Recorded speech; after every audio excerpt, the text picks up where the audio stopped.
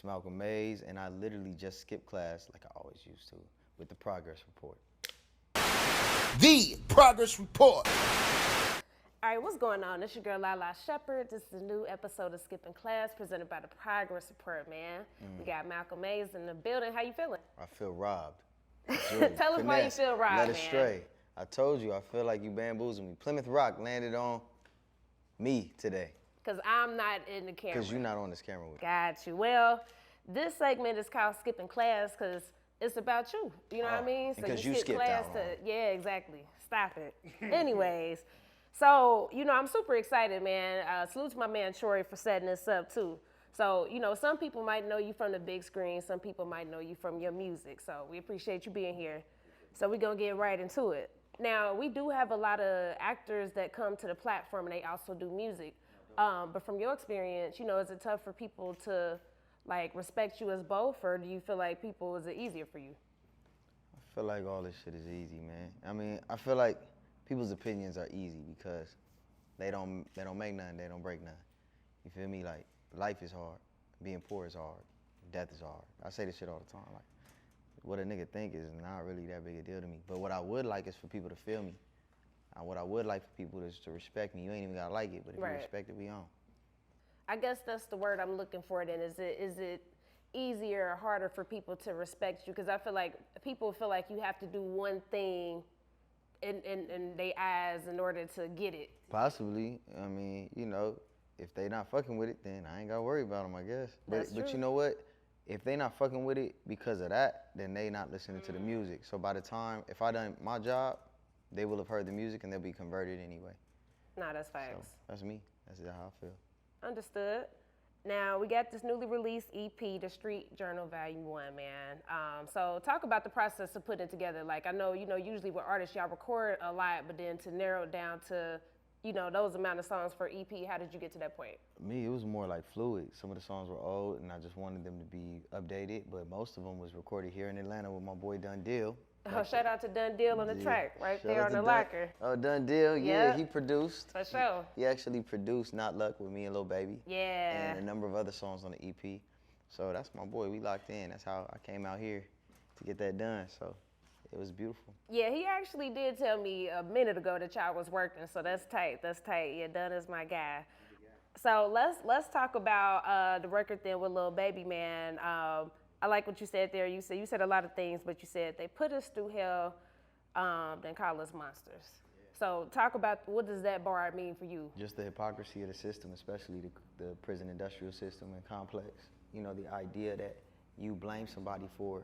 It's like what niggas do to females all the time, right? They'll cheat on you, treat you dirt bad, and then the moment you get to tripping or yelling or arguing, niggas want to be like, oh, see, she crazy.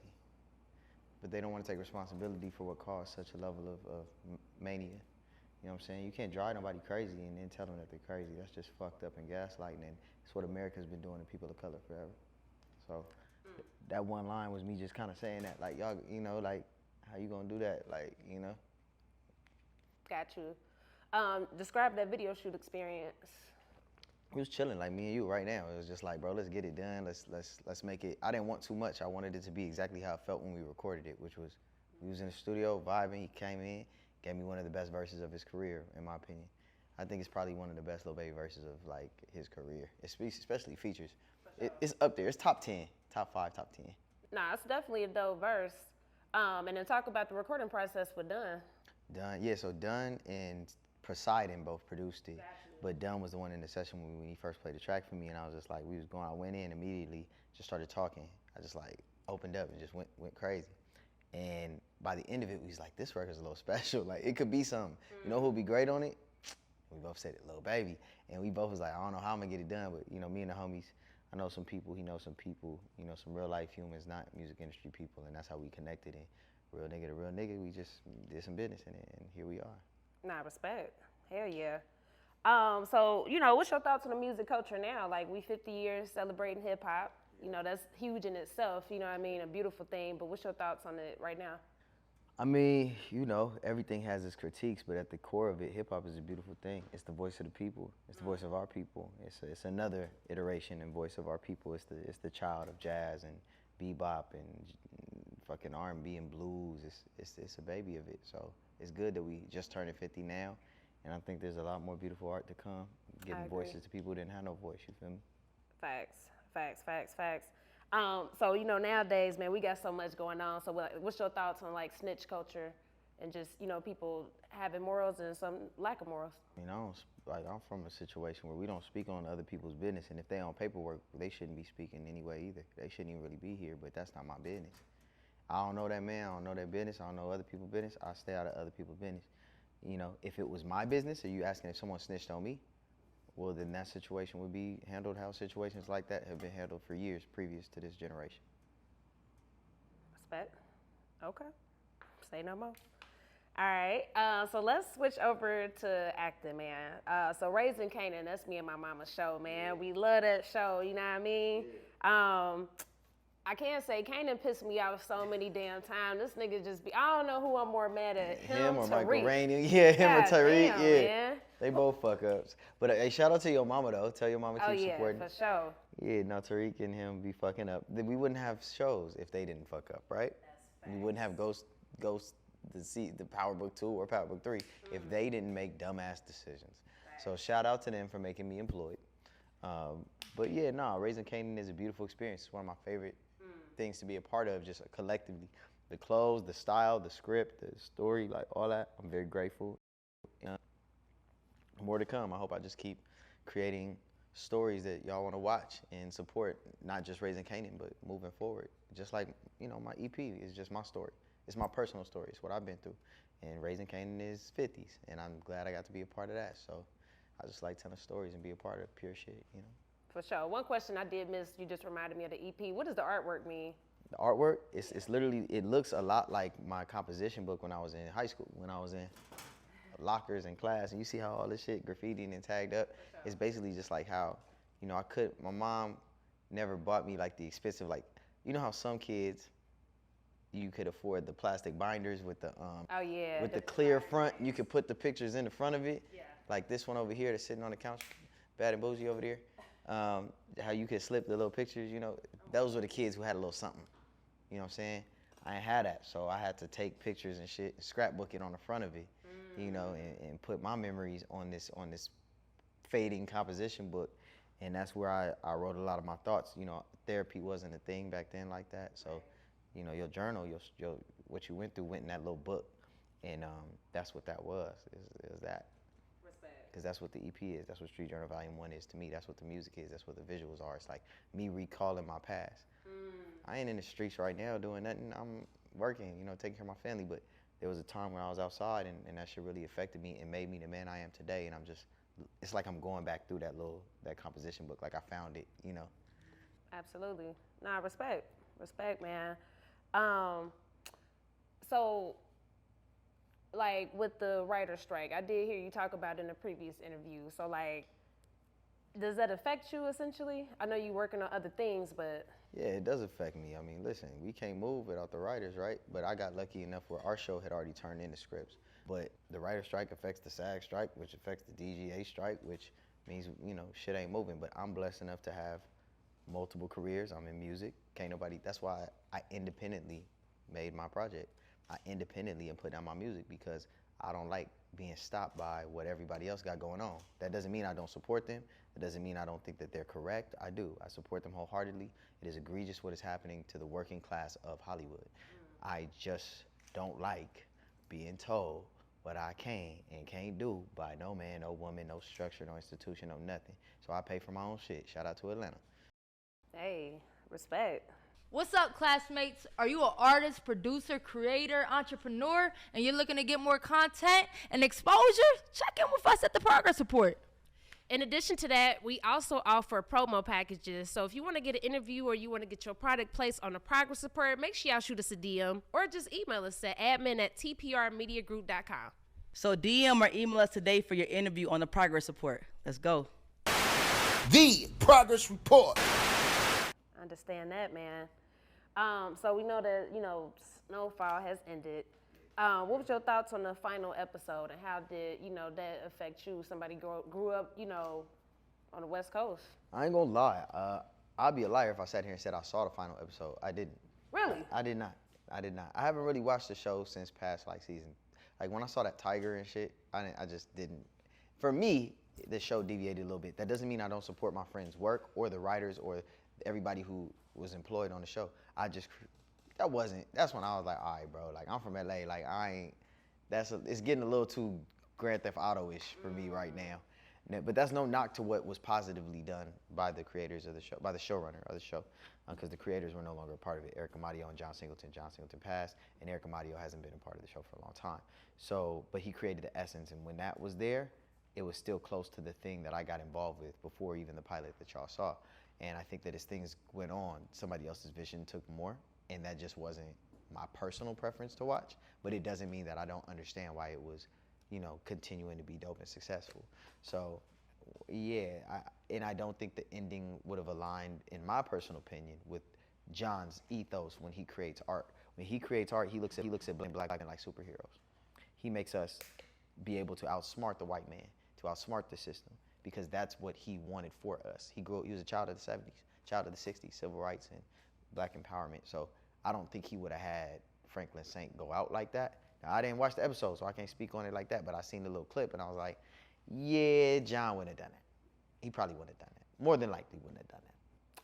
I'm with you, and I'm glad that you said that, because in my opinion, I'm like, everything that we knew Franklin to be, for him to end like that, to me, it didn't equate to the character that we knew him to be. Well, it's a moralist impetus viewed on like how white people view morality, or not just white people, institutions and classes, right? And I'm not saying, anything against the creative choice. It's a choice.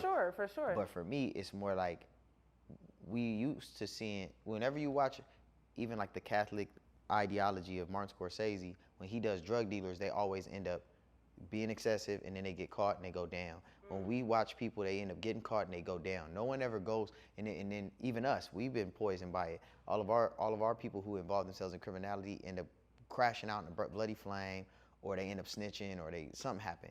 And that's because at the end of the day, it's a moral implication that we're putting on a story. But the reality is, niggas usually do that. Like people who usually do that, not everybody, but people who usually do that, it's out of survival.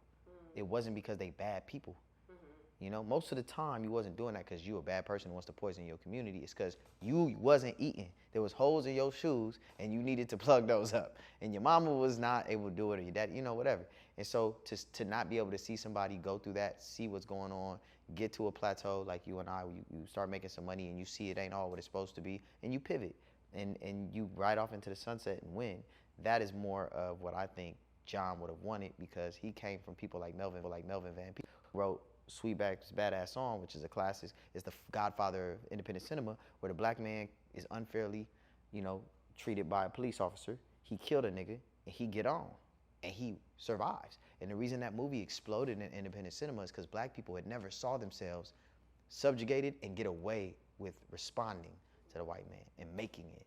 And it was a rock star hip hop like. It was the birth of hip hop to a degree as well, Earth, Wind, and Fire all through the soundtrack, of like black people succeeding against the system that's hell-bent on destroying them. And personally, I just don't think that John would have done that. That don't mean that I'm knocking bro who is the creator now and what anybody else was doing. I'm just saying that's not what I think my mentor, my big homie, would have done, personally. Nah, I respect that. I hear that 100%. Now, with you growing up South Central LA, just talk about just some of the stuff that you've seen in comparisons to the, pictures that we see online for somebody that may not have, grew up in that environment. It's like everything. It's like hip hop. Like, there's Chinese kids doing drill hop in fucking Korea. Like at some point your culture get out of your hand and it lose the essence of why it started in the first place and all that. And that's just what happens. It kind of just what happens. And that's what happens when you don't gatekeep the culture. It's what happens when people don't understand why something is occurring. And me personally, of course that hurts my heart.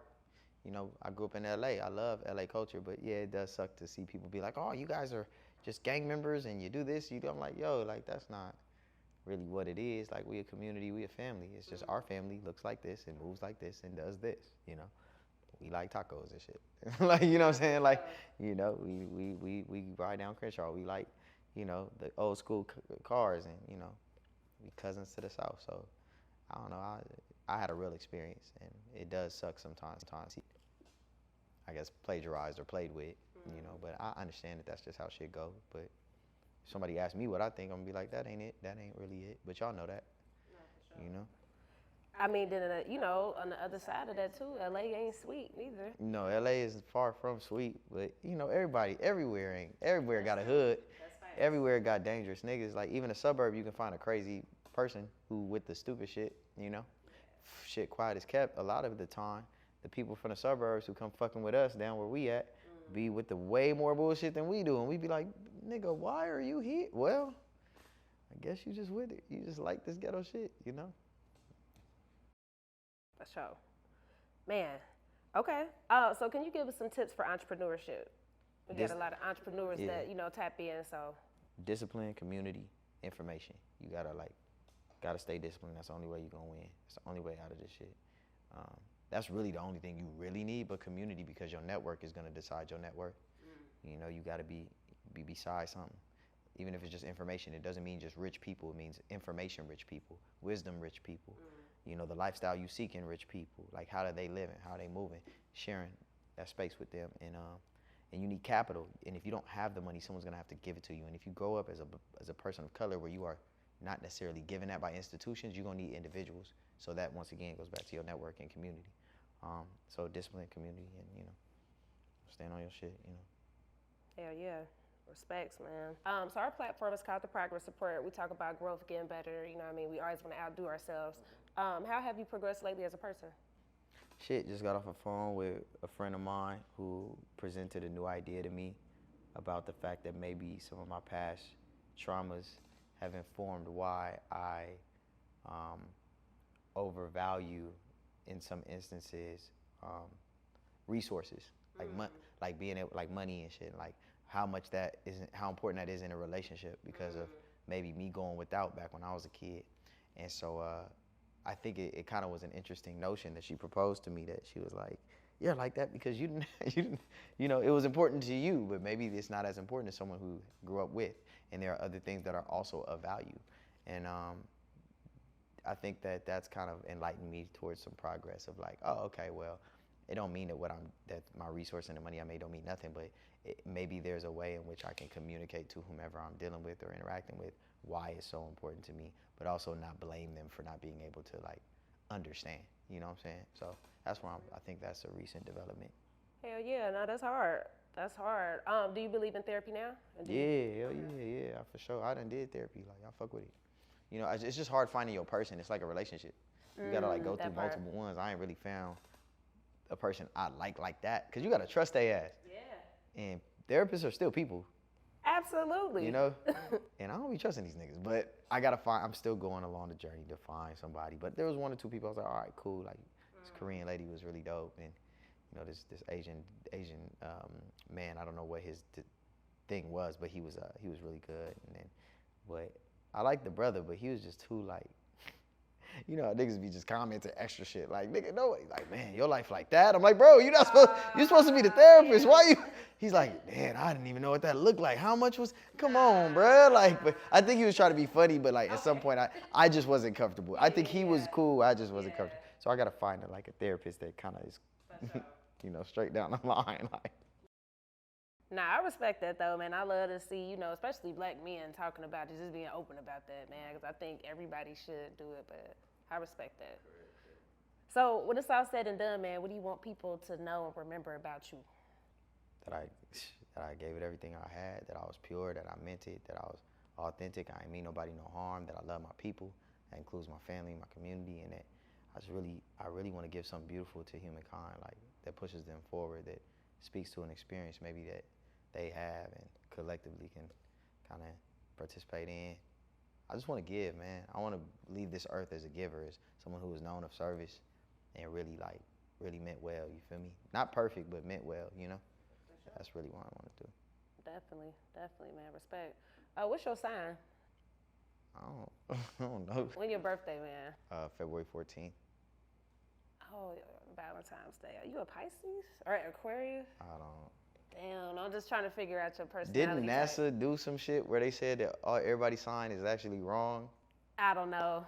I would have guessed instead of Leo if I had to choose. Maybe I'm a Leo. I don't know. Nah, that's the stuff though. But I appreciate you coming through, Malcolm. Thank you. I appreciate you too, love. Thank you. For sure. The Progress Report.